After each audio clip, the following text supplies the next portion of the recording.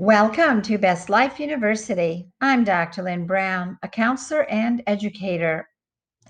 In this podcast, I discuss a myriad of topics related to the 5 dimensions of personal growth: mental, social, spiritual, emotional, and physical. Thank you so much for listening. Today's topic is Enhancing Recovery, Lapses and Relapses, Part 1. Lapses are common when relearning habits and attitudes because there are always areas of unfinished work.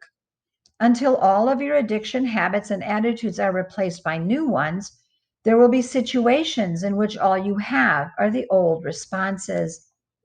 And you will have a tendency to be drawn toward doing what comes naturally out of habit, as long as the new habits are still weak. A clear, loud signal that you are heading for a lapse is losing guilt-free behavior. As soon as guilt comes into the picture, you are setting yourself up to return to old habits. But it doesn't have to. It is just a sign, a signal to remind you to pay attention, that you are vulnerable, that there is still more work to be done. Attitudes that encourage relapses. These attitudes are useful for anyone who is working on sobriety. Watch out for them. One attitude is a tendency to become complacent. It is easy to begin believing that since you've been successful thus far, that the program no longer needs to be top on your priority list.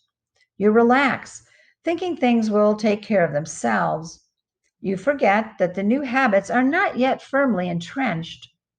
Remember, until the new responses override the old, you cannot afford to be complacent.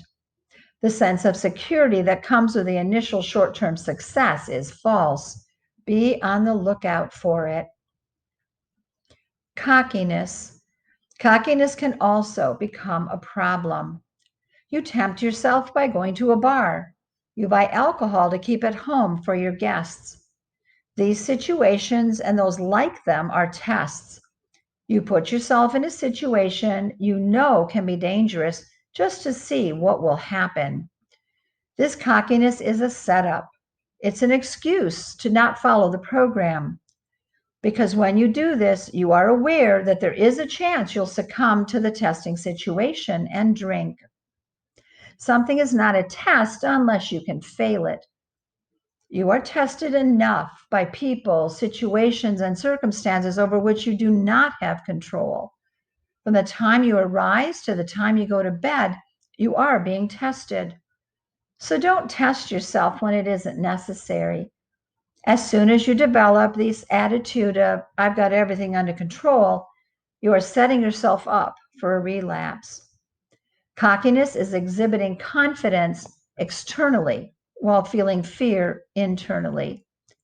When you actually do have everything under control, your attitude is confident peacefulness, not cockiness. The third dangerous attitude is impatience. This is common. The long-term nature of change breeds impatience. While others are complimenting us on how great we are doing, we are still struggling with changing habits. Your growing impatience brings a demanding attitude that leads to guilt feelings and can result in drinking. It is important to be alert to the manifestations of impatience. Remember that this time you want sobriety to work, that this time you want to make all the necessary attitude and habit changes, that this time you are committed to following through to the end, and this will take time. Be sure to visit our home at bestlife21.org. Thanks. Copyright 2021, Lynn Baranius Brown.